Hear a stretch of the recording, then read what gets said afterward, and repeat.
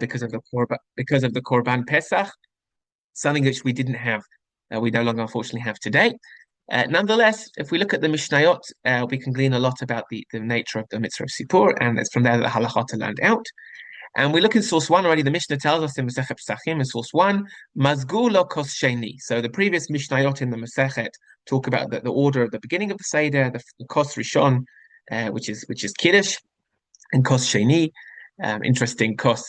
I'm a bit of a grammarian in my spare time. So kos is in the Torah is lashon nekeva, but in Chazal it's lashon zachar. So that's why for all of us olim, it just makes life very complicated. Talk about the arba kosot or the arba'a kosot. The answer is it depends if you're speaking biblical or rabbinic Hebrew. But either way, Chazal themselves tell us mazgul or kos sheni. So you pour the second cup. So this is now talking about after Kiddush, we've done Kadesh, Urchatz, Karpas, Yachatz in theory, and now we're getting to Magid. So that there's a requirement to pour the second cup. For Kana, at this point in the Seder, Ben Shoel Aviv, this is when the child asks his father, V'im en dat baben aviv melamdo. And if the son doesn't have the capacity, which we'll talk about a bit later on, his father teaches him. In other words, the implication is already that the questions that we all do for Manish Tana, we teach our kids and grandkids, and we're supposed to say at the Seder for Manish Tana, are actually sugbet. It's almost like a fallback because the son is supposed to ask the father questions. We'll discuss that a bit later on. But if the son doesn't have any great questions, then his father should teach him the following. So the question is the original shoel referring specifically to the Manish Tana text, or is it saying that we could use any questions? But if the child doesn't have any questions, then aviv melamdo, then his father teaches him to say the following. Either way, we're then presented with the questions of the Manish Tana.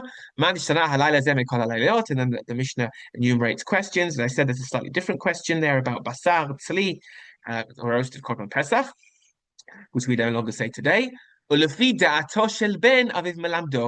the intellectual capability and the capacity of the child, the father teaches him. Matchil bignut u'mesayim bishvach. This is the important phrase that we start with the lows, the disgrace, the embarrassment of what the terrible things we went through in Mitzrayim. Masayim b'shvach, and you're supposed to end on the highs, right, on the praise of Hashem. V'doresh, and you expound on the psukim me'arami oved avi ad shigmal kol parsha kula. And then, as we do in the later stage of Magid, you're supposed to expound the psukim from the parsha of Mikra Bikurim, which we'll touch upon next week in Mitzvah Hashem. And we expand from arami oved avi until you finish the entire parsha. And then we'll come to that next week. But I want today to look at the first bit of the parasha there, which is the question of the sipur. So Manish Tana halayla hazeh mikol halaylot. So before we get there, we have the question of Manish Tana, which we won't focus primarily on the questions themselves today. And then we have here the parasha of the Bikurim, the Arami Oved Avi, which is the parasha which we'll discuss next week. But before we get there, we're told what is the answer, what is the Haggadah, what is the Sipur, what is the mitzvah v'higadta levincha, what is it one is supposed to give over to the next generation, what is the mitzvah of Sipur? It is Aviv Melamdo, the father is supposed to teach the child, Matchil bignut u'mesayim bishvach. We're supposed to start with the lows and end with the highs. Now, even though the text of the Mishnah provides the text of the Manish Tana, the Mishnah does not provide the text of what the actual Sipur is. It provides the questions, but not the answers. What is the Haggadah? What is the answer we're supposed to provide to the child? What is the Sipur, the story that we're supposed to be saying? The Gemara already picks up on this. The Gemara there, the end of source 1, Gemara, Matchil bignut u'mesayim b'shvach. Right, the Mishnah said you're supposed to, in the story of the Haggadah, when you recount the story of the Exodus, you're supposed to start with the low, the disgrace, the gnut, the low, the gnai, the low points. Masayim b'shvach, you start to end off with the shevach, with the praise, how Hashem redeemed us and we were freed. But the Gemara wants to understand the text is not provided. So my bignut, what is the low point that we're supposed to be starting the story with?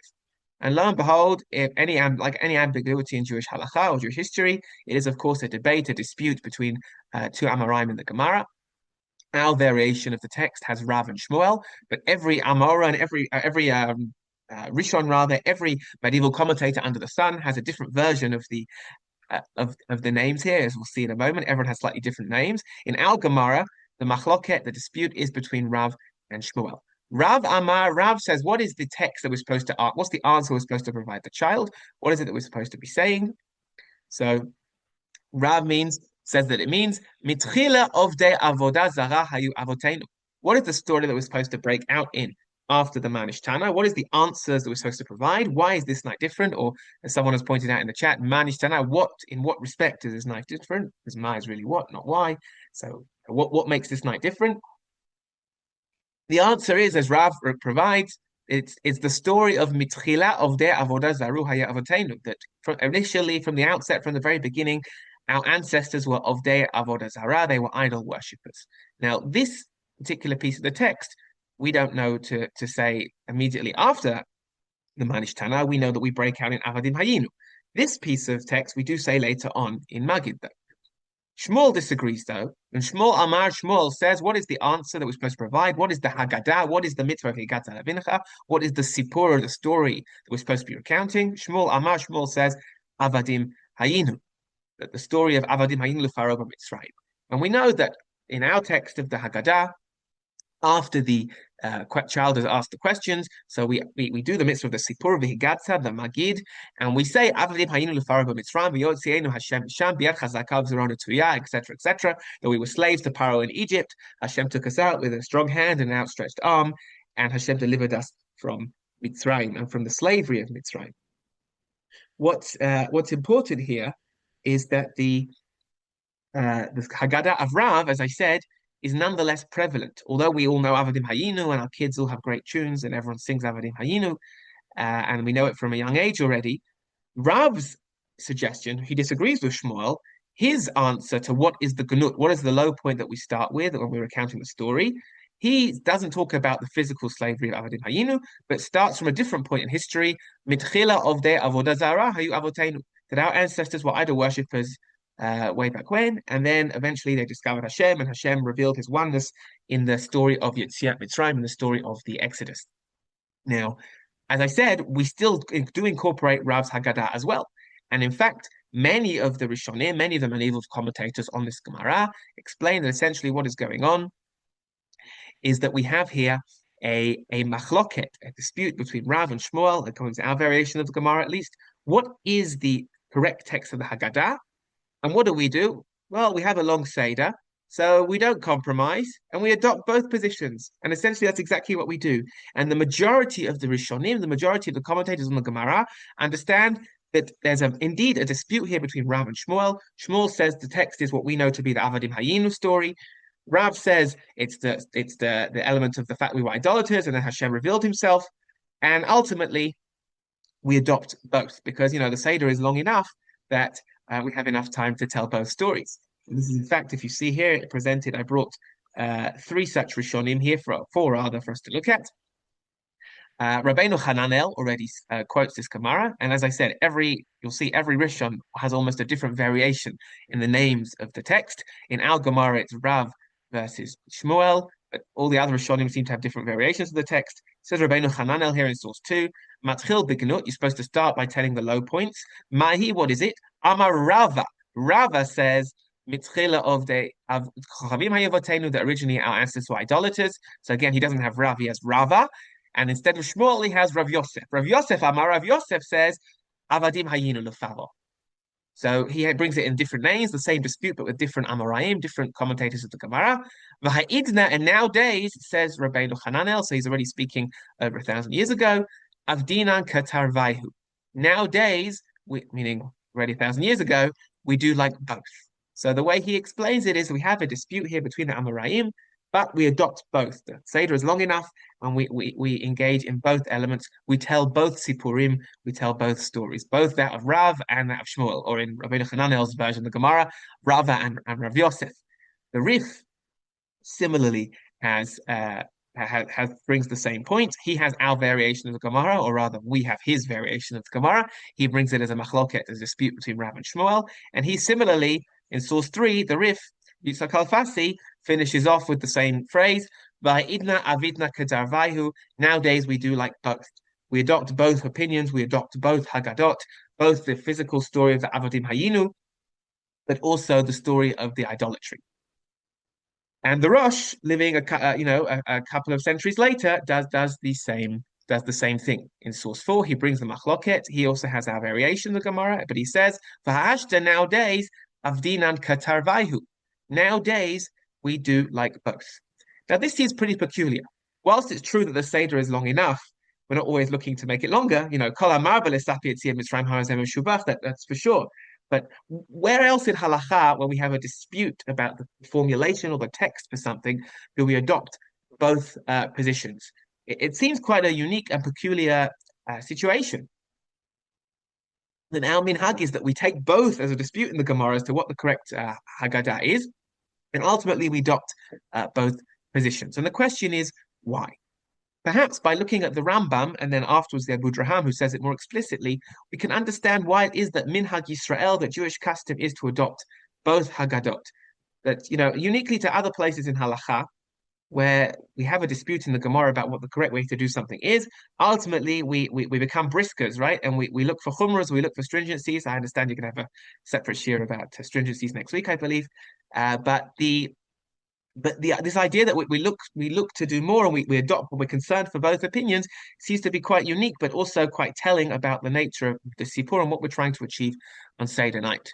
And perhaps looking at the Rambam here in source 5 in his halachot, Hilchot Chametz U'Matzah here in source 5, will help us understand, why it is that Am Yisrael opted in to adopt both Haggadot, both the Havadim Hayinu about this, but also that of Rab as well, about the spiritual, the idolatry aspect. So let's see here in source 5. Before I get there, I just want to, somebody wrote on the chat here, Larry wrote on the chat, 30 kolot of shofar Rosh Hashanah. Meaning 30 is really the most one has to do. That's true. We adopted many more than that. The difference is that when it comes to shofar, I know we're in Nisan now, Chodesh Tov, everyone, we're in Nisan and not in Tishrei, but nonetheless, even the Shulchan Aruch and the Ramah don't bring the minhag of 100 kolot. They stick to the bare minimum of 30. In contrast, here, already for the times of the Gaonim, we've adopted both opinions in the Gemara. So this isn't a later custom or a custom which was subsequently adopted. This is throughout Jewish history, throughout halachic history, we've latched on to both Haggadot. So whilst that's certainly true about the number of shofar blasts, certainly I think it's even more so relevant here. The fact that we've always, apparently historically, or at least for the last 1,000 years, adopted both Haggadot, despite what the Gemara seems to say. Perhaps looking at the Rambam, in that Torah, you only need 9 kolot. That's true. Torah, you need 9. Again, maybe before another shir before Rosh Hashanah. But the reason for doing 30 is because of a doubt of what the trua is. Again, perhaps for another shir beyond the scope of here. The Rambam here sort of describes the Haggadot of Rav and Shmuel that we've adopted, of which we've adopted both, and perhaps that can really help us here as well. So said the Rambam in source 5 in his Hilchot Chametz U'Matzah, when he's describing the order of the Seder and the mitzvah of Sipur. It's here at Mitzrayim. Says the Rambam here. But so he quotes the words of the Mishnah. Ketzad. So how do you do this? How do you start with the lows, the disgrace, and end with the praise of the victory? As follows. Matchil u'mesaper. So you start the story by telling Shebitchila hayu avotenu rodfim achar avodah zarah. That initially our ancestors were pursuing idolatry. And then you finish with the true religion, the true emet, the true dat. That Hashem brought us close to Him. Separated us from those who have gone astray and brought us close to His oneness, to His uniqueness, the true knowledge of Hashem. So he starts actually with what's in our Gemara, Rav's Haggadah. From the outset, you go back to as we do, and that we cite the Psukim, we speak about Terach, that the father of Abraham was an idolater, but how ultimately through the story of the Galut in Mitzrayim and ultimately the Geula, the Yetziat from Mitzrayim, the Exodus story, Hashem brought us close to service of Him and the Dat HaEmet, in the words of the Rambam, the true faith, and brought us close to His oneness. That is what we do. V'chein, and similarly, says the Rambam, almost in parallel. Matchil, you start off again. Funny, because we already said matchil. So we have to start again. It's almost like rather than doing one story, you're supposed to have 2 parallel tracks. There's Magid A and Magid B. And they go not one after the other, but they're almost like 2 maslulim, 2 tracks. Matchil umodia, you start off. So it's interesting the Rambam uses that word. You start again. once you've done that, and you inform and you let the family know that we were slaves to Pharaoh in Egypt. All the physical hardships he put us through. Then you end off by talking about all the wonders and miracles and the fact that Hashem delivered us and set us free. So it's interesting to note here this idea of matchil. Of course, he uses the word matchil because you start with, because that's what the Gemara had or the Mishnah had used, lahatchil bignut. But it's interesting the way the Rambam presents it, that he talks about the idolatry, and then he says v'chein, and similarly, matchil modia. Rather than talking about one story and question of focusing on the different elements, the Rambam seems to be focusing on the fact that we're dealing with two tracks. There are two elements which are working in parallel here in the Sipur of Yetziat Mitzrayim. Now, if we were to say this in other words, we can sort of try and understand that, hey, perhaps why it is that Am Yisrael may have adopted both Haggadot. It's not because we're looking for more chumras. We want 30 kolot or 100 kolot, or we want the Seder to be that bit longer, but rather because there are each story. It's not a machloket here about a dry machloket about the nature of the text of the Haggadah. Rather, there is a fundamental machloket here between Rav and Shmuel as to what the focus is on the Sipur. You will tell over to your child on that day. What is the Haggadah? What is the legacy that you want to give over? And the Rambam has described for us that it's not just a trivial question of text. And even if there's a historical element here that the Avodah Zarah already started well before Mitzrayim from Terach, and then Abraham discovered Hashem, and then we lost it in Mitzrayim and we rediscovered it. There's more to it than that. There really are there's two exoduses going on here. There is the physical exodus, which is the Avadim Hayinu, as the Rambam talks about, the Kol Ra'asha Gamalanu, all the hardships that Paro caused and put on us. But there's also the spiritual exodus, the fact that we were of the Avodah Zarah, the grandsons of Terach, and nonetheless, the Kervanu Lichudo, that Hashem brought us to the Dat HaEmet and brought us to true knowledge of Hashem, which is ultimately the purpose of us being alive on this earth, is to get close to HaKadosh Baruch Hu, as the Rambam defines in the beginning of his Yad Chazakah in Hilchot Yesodei HaTorah. So rather than looking at it as a story and what we focus on, the Rambam seems to really highlight this idea that there are two parallel stories. There is the physical redemption, but there is also no less important, in many respects, the Rambam notably puts it first, even more important perhaps than the Rambam's thought, is the spiritual redemption and the process that we go through of going away from being of the Avodah Zarah to being essentially of Day Hashem, from of Day Paro to of Day Hashem. And the Abu Draham in his Haggadah says these a little, a number of years after the Rambam, but in slightly different but similar terms. And this is how he explains the machloket between Rav and Shmuel, whether the text of the Haggadah should be Avadim Hayinu, so focusing on the slavery of Mitzrayim and the hardships, the physical hardships, or Mitchila of the Avodah Zarah, or rather the theological, spiritual element. The Abu Draham in his Haggadah says as follows. He cites the machloket, and again, lo and behold, he has two different Amoraim. The names, the authors of these two Haggadot is not Rav and Shmuel, but a different variation. He says in Surah 6, which is now the parak of the Arei Psachim, we learned in the 10th parak of Tractate Psachim, Matchil bignut u'masayim b'shvach. So you start with the lows and end with the highs. Pligi b'Gemara my ganut. The Gemara brings a dispute. What is the lows that you start with? Abai says mitchila of the avodah zarah avotenu. So he doesn't have Rav, he has Abai in his variation of the Gemara. The Rava Amar, and Rava says mitchila of the avadim hayinu lefaro b'Mitzrayim. Interesting. I don't know how his tune would go because it doesn't fit to our tune of avadim hayinu. He had an extra word. Mitchila avadim hayinu lefaro b'Mitzrayim, but I'm sure he would have made do. But Rava says the story of Avadim Hayinu. So he brings the machloket, and then he explains it as follows in the third line of Surah 6. Says the Abu Draham, what is the machloket about? Which text to use for the Haggadah?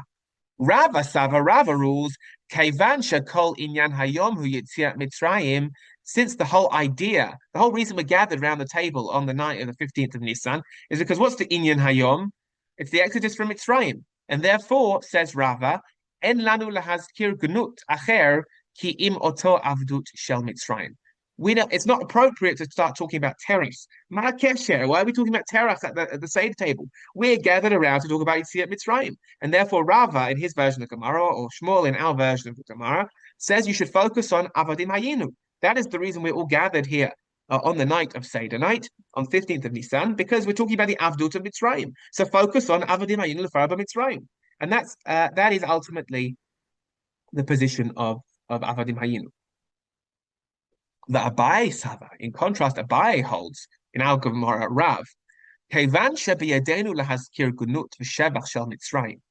Once we're already getting into it and we're sitting around the table, you know how hard it is to coordinate family politics, to get everyone around the table? Once we've got everyone together, we've finally got the whole mishpacha together around the table to have a serious educational lesson and good food. So once we're there and we've finally got everyone together, and once we're already there talking about the Exodus of Mitzrayim, Lahodia kama shivcho shel makom, to show the greatness of Hashem and praise Hashem, ki me'ashpot yarim evyon, that how he raises the destitute from the trash, literally from the lowly state, and he redeems us, which is what he did in Mitzrayim. Once we're already doing that, therefore, yesh lahazkir gnut, we should already discuss ki avotenu hayu ovdei akum, that they were ovdei avot kachavim umazalot, that they were idolaters.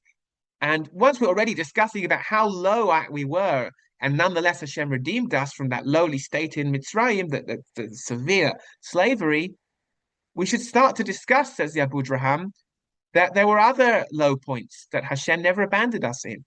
There's no low point like being like an idol worshipper. The lowest point you can get to in your life is to deny Hashem and to be an Oved Avodah Zarah. And therefore, says the Abu Draham, this is the rationale for the other position. In our text of the Gemara, the position of Ra, that you should talk about mitchila of their avodah zarah, this idea that we were idolaters, and it wasn't just one point. Is that once we're already sitting around the table, we should really be discussing these things and go way back and say it didn't stop there. This isn't the only time Hashem redeemed us. It wasn't going well for us even prior to that. Remember Grandpa Terach and his Avodah Zarah shop, the store that he had, and we all know the midrash of Abraham smashing his father's idols. V'gadol hu mignut shel avdut. That embarrassing stain on our family history is much worse than the physical exodus or the physical slavery of Mitzrayim. V'afal pichen, and nonetheless, even so, Kervanu hamakom la'avodoto. Nonetheless, Hakadosh Baruch Hu brought us close in service of Him. This idea that Hakadosh Baruch Hu never abandons us. Maybe understanding the machloket in this light, either like the Rambam, like there are two maslulim, there are two tracks. Not that we're dealing with a linear story of history and a chronological discussion as to where to begin, or like the Abu Draham, that the machloket is about what you focus on versus, well, while we've got everyone gathered around the table, but with all seriousness, while we're discussing the ways that Hashem has shown us chesed and delivered us me'ashpot yarim evyon, as we say in Hallel today, right on Rosh Chodesh, but we will say again at the Seder, b'kimi me'afar dal me'ashpot yarim evyon, how we were the lowest of the low. The Chazal talk about memtet sharei tumah, but even in terms of the slavery and the lowest of the low, and nonetheless, v'afal pichen, even so, kervanu hamakom la'avodato.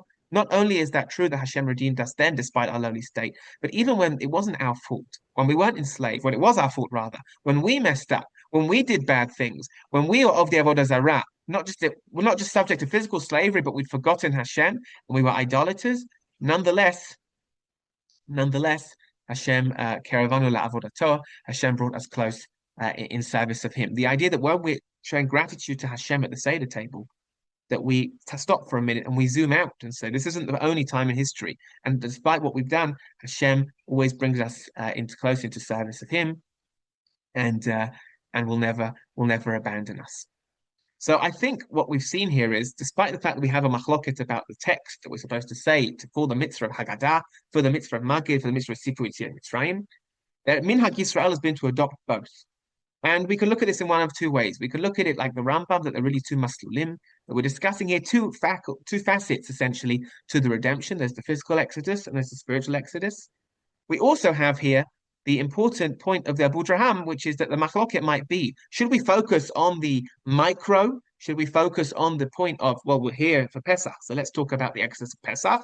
Or do we tap into the energy of Pesach and say, hang on, this isn't the only ge'ulah that we've been merited to receive from Hashem, and that there are even other points, even when Avodah Zarah started earlier on, and it wasn't simply just about the gnut of the slavery. But even those deep-seated tendencies for avodah zarah, it went through from Terach, and then the Bnei Yisrael sadly returned to it in Mitzrayim.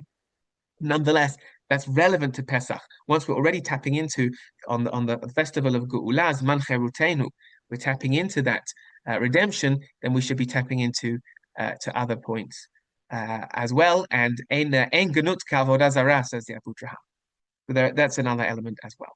So us adopting both Haggadot is almost saying that we don't want to make a pshara. We don't want to compromise. We want to say we'll start with Avadim Hayinu because it's Seder night after all. That's what the kids are there for.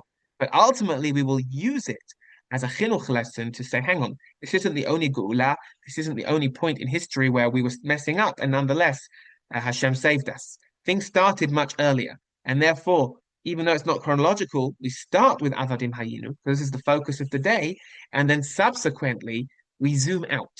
We zoom out and say, hang on, this started earlier. Terach, and we quote the psukim from Yoshua, and Hashem brought us out. We refer to Terach, and then Hashem obviously chose Abraham and his descendants. We slipped, we went back into those deep-seated tendencies from our grandpa Terach into Avodah Zarah.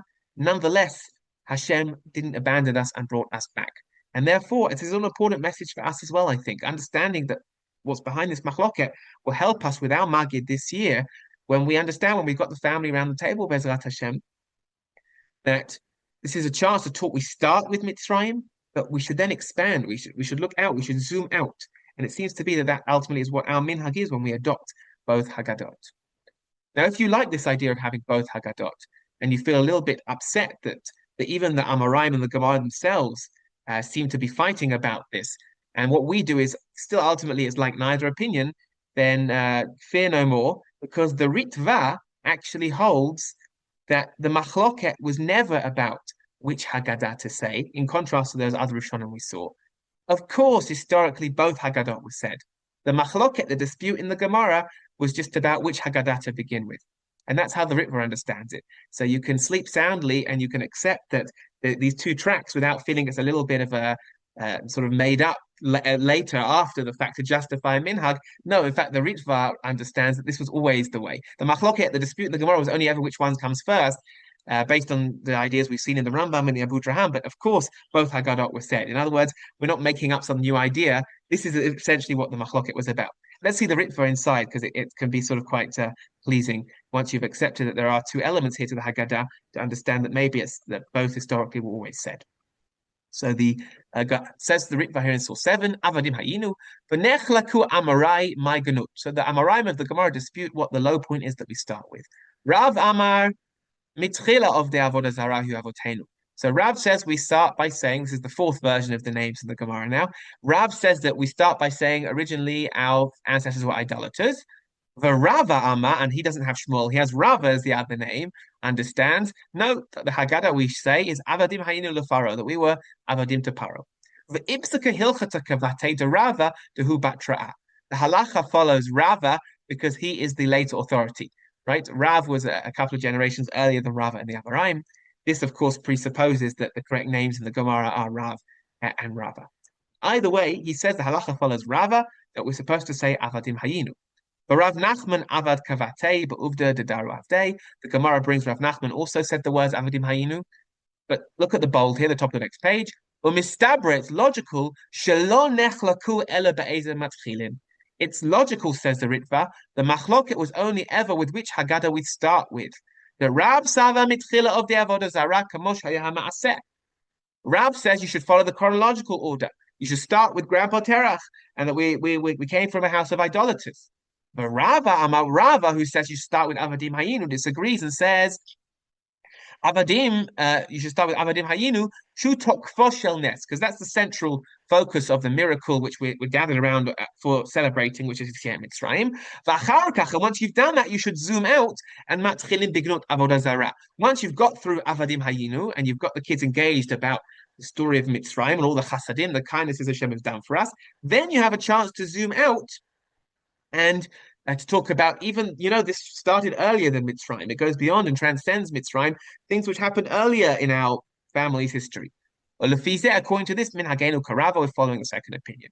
So the Ritva says it must be that the machloket, the dispute, was only ever about which one we say first, but not which one we say at all. The e pligi legamre, because if they're arguing entirely, nehigi is lo kachad. It means that al minhag is like neither opinion.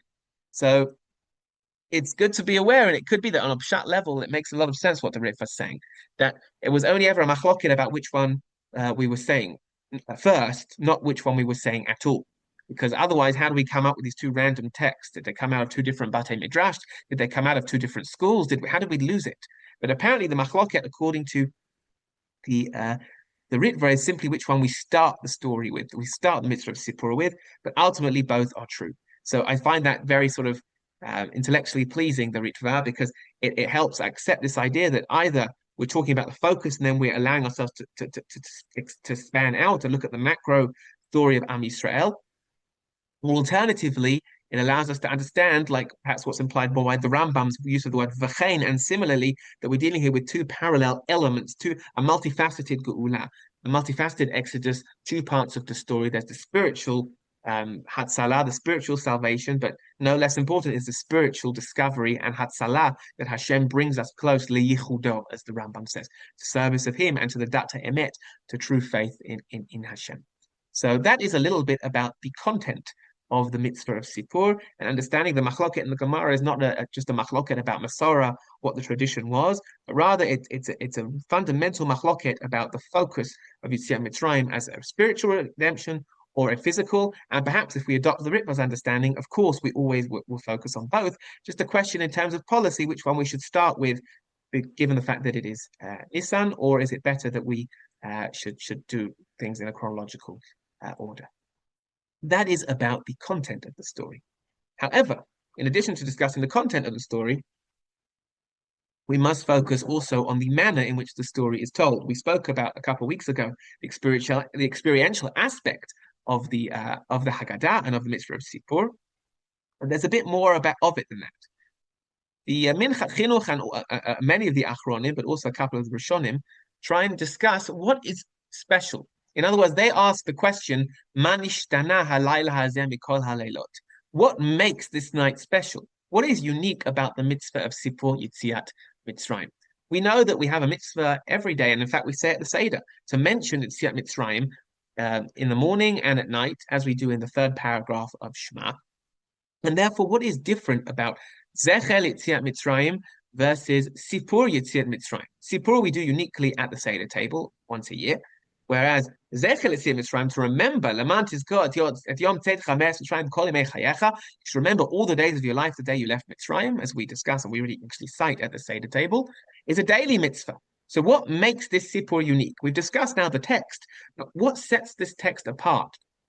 So many of the Achronim discuss this, among them the Minchat Chinuch and Reb Chaim, and they're the ones I'd like to look at now.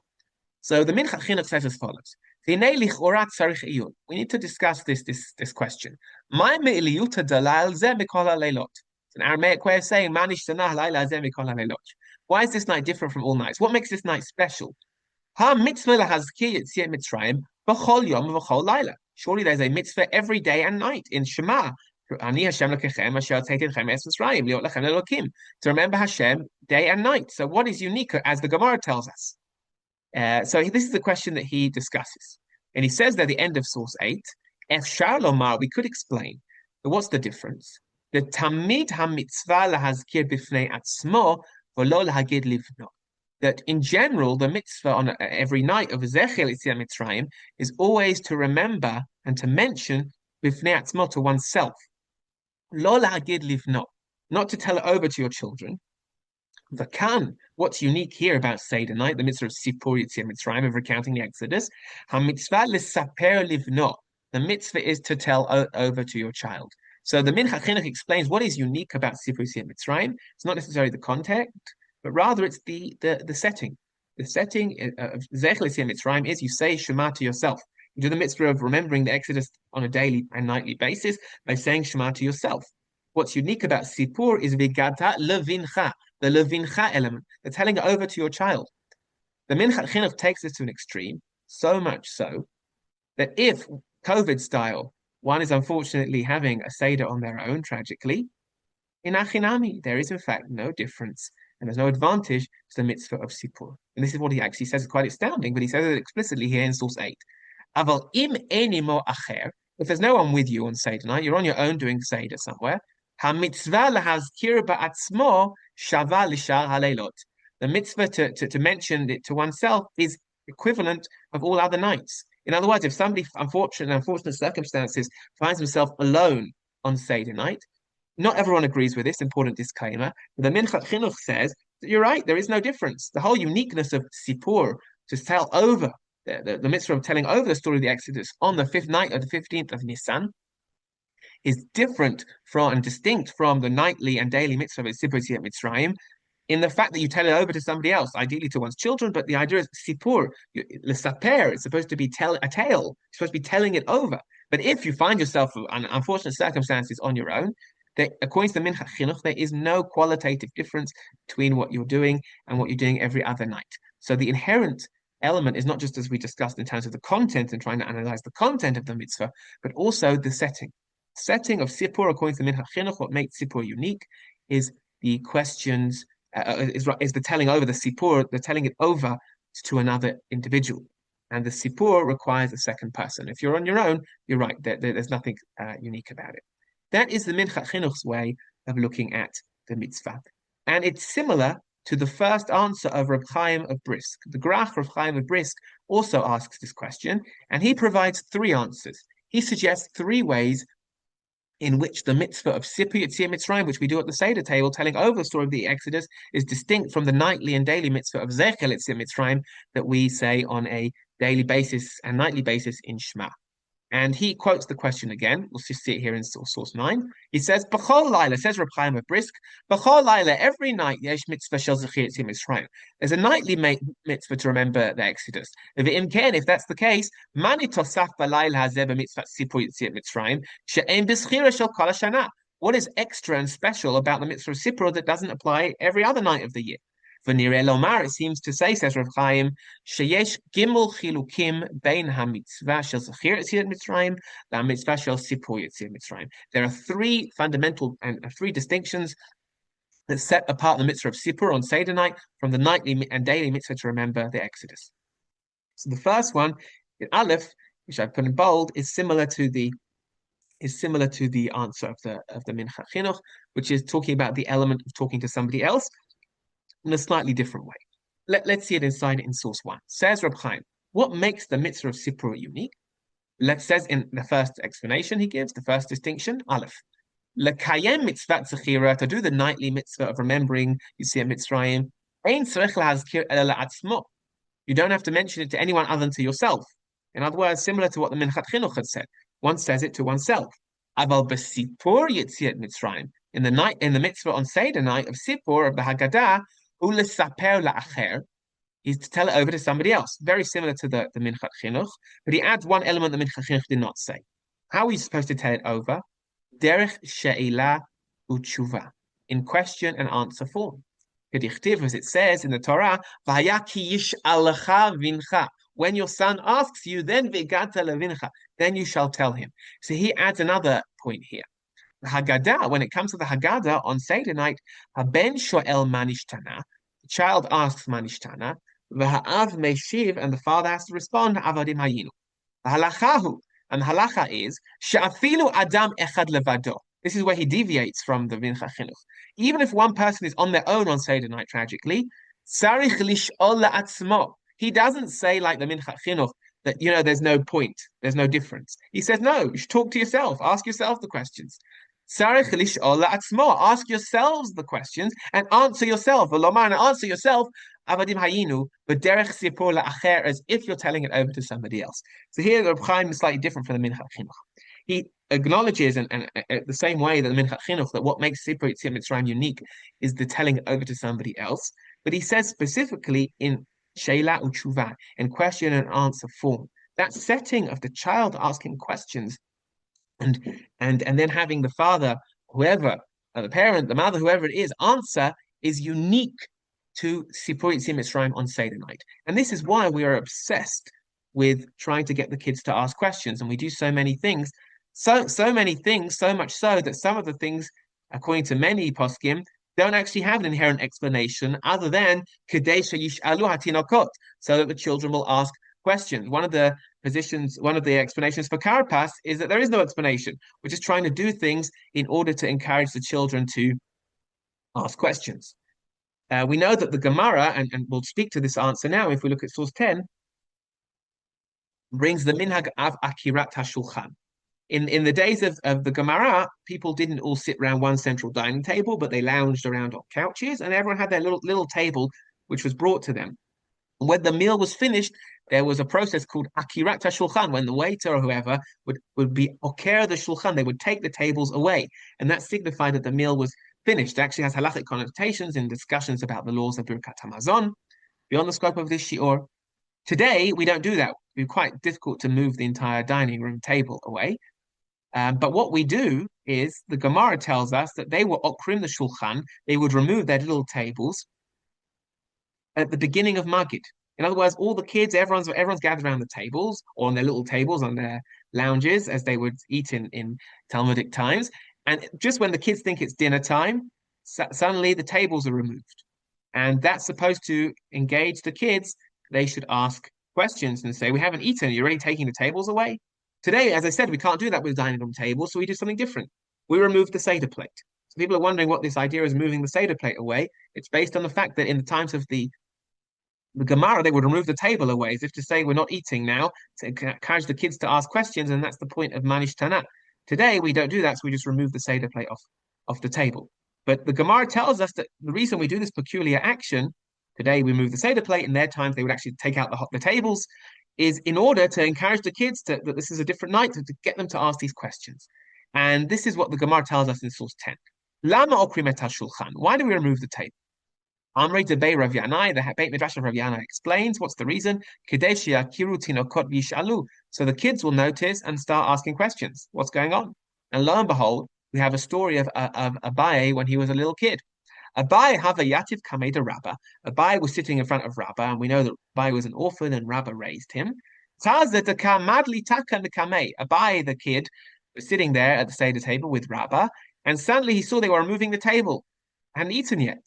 Amar lahu, he said to them, Adai lo ka'achlinan, says Abaye, the child, we haven't eaten yet.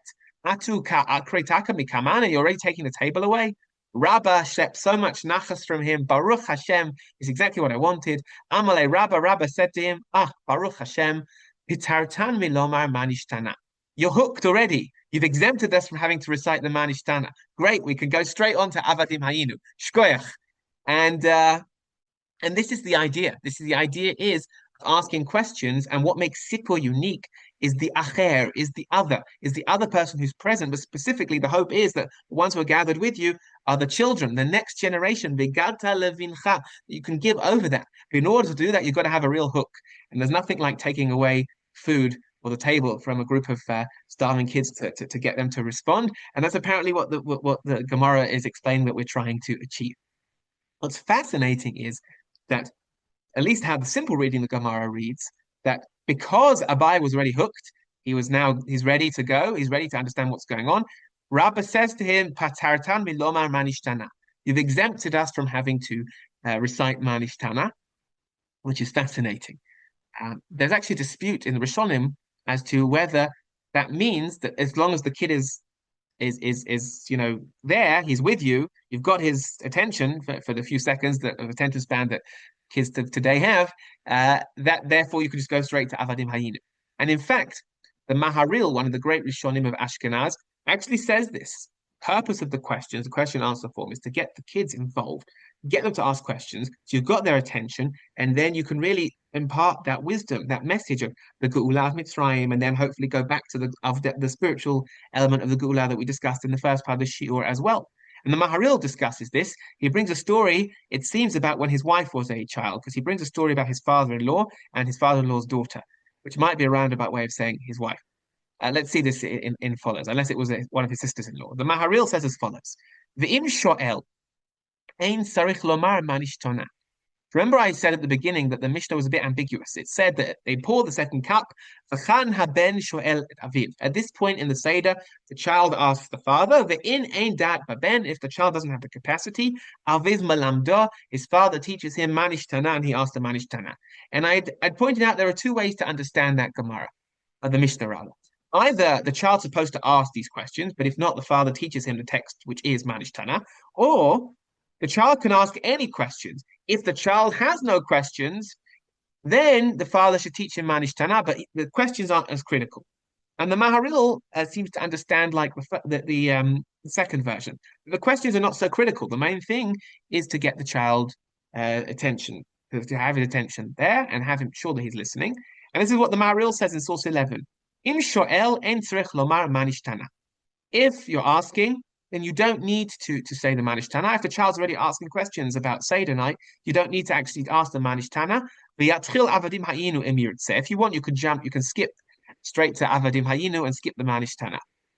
And then he brings, the Maharil himself brings, or it's his Talmidim writing the Sefer, but the Maharil brings about his father-in-law when his daughter asked a question. The Eid Mari Segel, that the Maharil testifies, Al Chaniv, about his father-in-law, Rav Moshe Katz. One time when she was younger, Rav Moshe Katz, the Maharil's father-in-law, so his daughter, which might be the Maharil's wife, asked him, Abba, lama higbata ka'ara? Why did you lift up the Seder plate? Meaning, we don't do akirat shulchan, we can't remove the dining room table, so instead we just take the Seder plate off the table. So his daughter asked, why did you take the Seder plate away? We haven't eaten the food on it yet. So he said, great. He's captivated. I've got a captive audience here, and he skipped Manish Tana and went while she's hooked. She's listening. He jumped the Moshe Katz straight to Avodim Hayinu. V'lo Amar Manish Tana. They do not recite the Manish Tana. And this is one way of looking at the importance of questions. The idea is a hook for the children to get ensure you've got a captive audience. Once you've got them, then you can go into Avodim Hayinu, and then you can work backwards and talk about the Avodah Zarah and the spiritual Geula as well as the physical and all the chasadim that Hashem has done throughout all the generations. That's one way of looking at the importance of questions and what make the setting of the Q&A, the question and answer form, as being basically geared towards getting the children involved and getting them to ask as many questions as possible.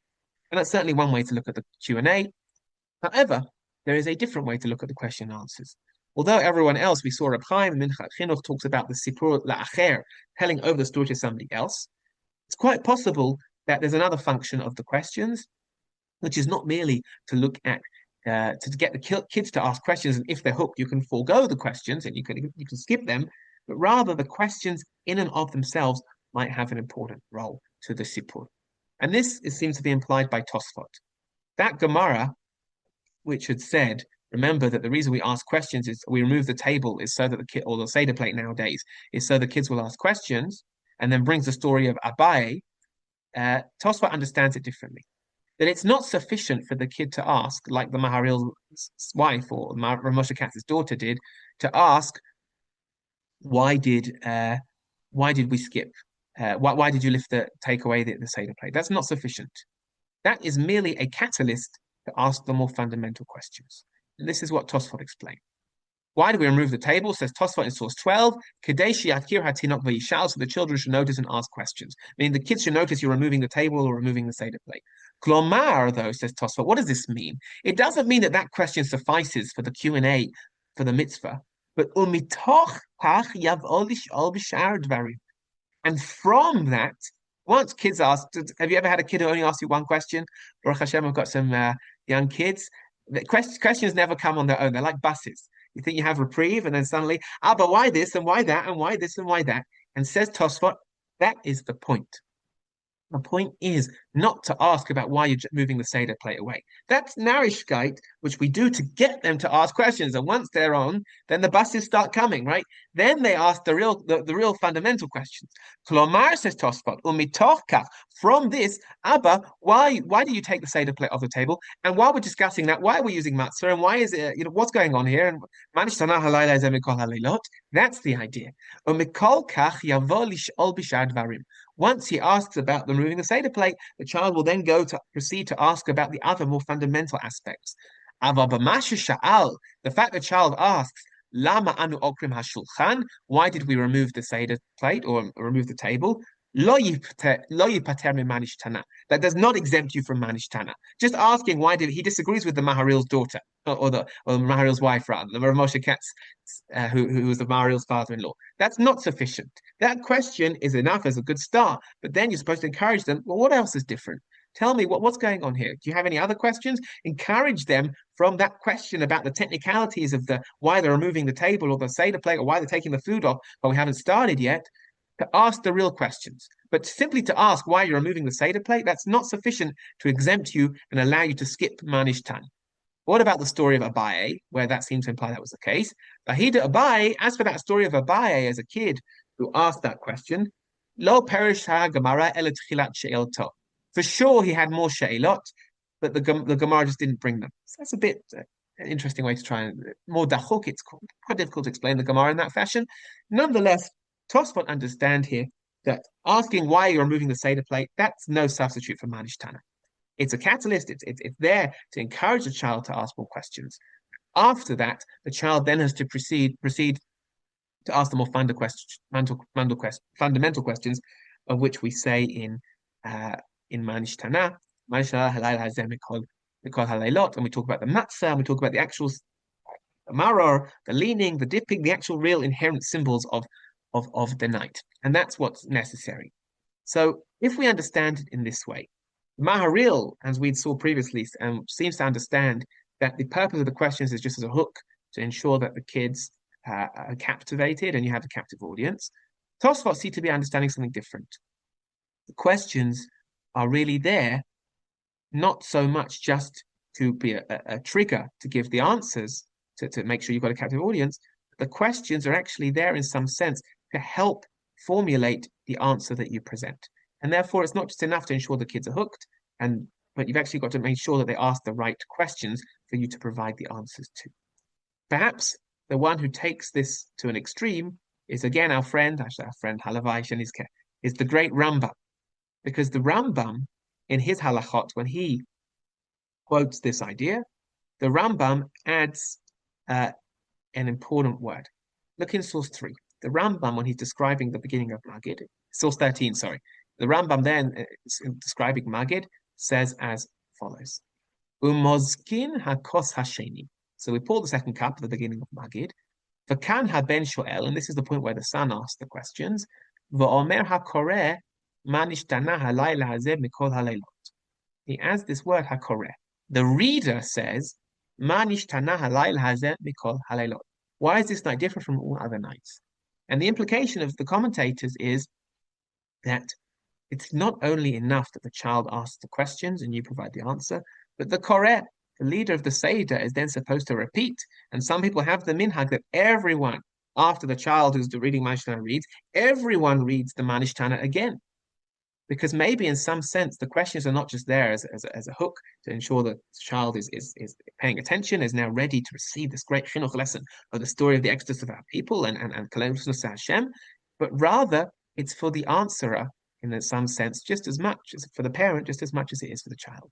And therefore, the child will ask his questions and he'll get through Manishtana, and hopefully in the way that he or she knows.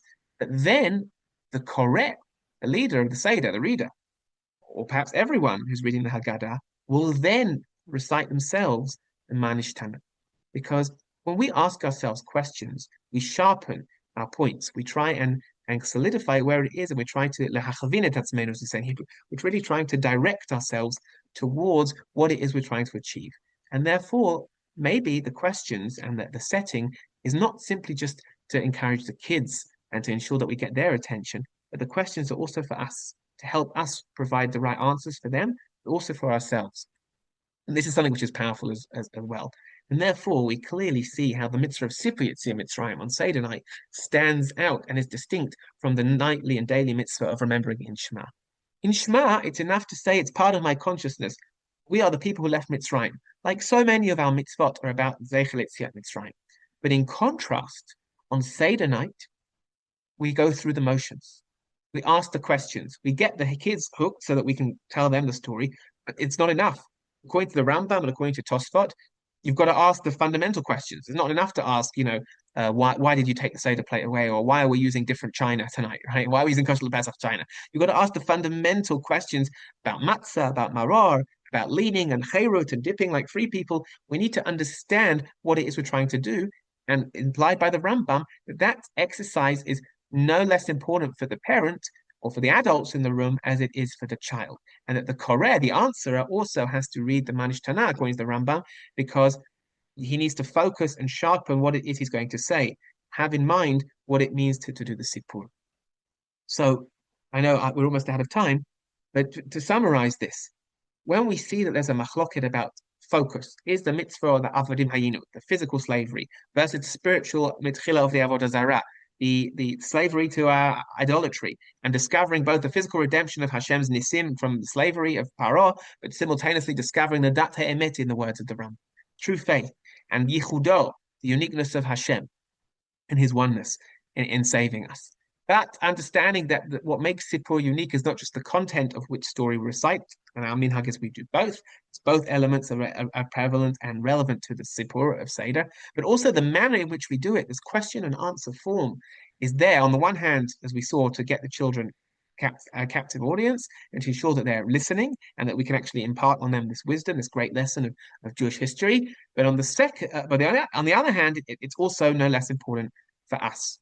Once we do that, with this maybe I'd like to end off, we understand that what really makes the night unique is not simply the Sipur, but what that Sipur does to us, that it's a formative experience.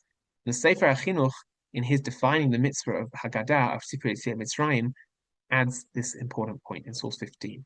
What is the mitzvah on Seder night? With this we'll end off. The mitzvah is to recount the Exodus story on the night of the 15th of Nisan, each according to their eloquence and capability, Hallel Hashem Yitbarach al kol hanisim she'asa lanu sham, and to give praise and thanksgiving to Hashem for all the miracles He did for us. Shene'emar, as we learn, V'hidgadta levincha. What makes V'hidgadta levincha, Haggadah, Magid, and Sipur unique is not just an intellectual cognitive experience of what we went through. And yes, we live with the knowledge and the Jewish consciousness that we were slaves in Egypt, and it formulates and forms and impacts so many of our mitzvot, the way we treat the stranger, the widow, the orphan, the needy, and those around us. But the idea is not just l'saper, but to reach the point of ulahalel ulashabeach Hashem, to give thanksgiving and praise. When we go through the motions, we ask the right questions, we ensure a captive audience, we tell the right story. Then, well, not only simply l'saper, but the mitzvah of V'hidgadta levincha is to reach that place of halal and shevach to Hashem for all the nisim and niflaot that He has performed for us. So hopefully this provides some further insight for our Seder and for doing the mitzvah of Sipur, but not just Sipur recounting, but also to give that halal and shevach to Hashem for all of the miracles. B'nisin nigalu u'v'nisan atidin ligael. You're redeemed in Nisan, and Bezrat Hashem, we should continue to see the Geula Shleima in this month unfolding before our very eyes. See you all.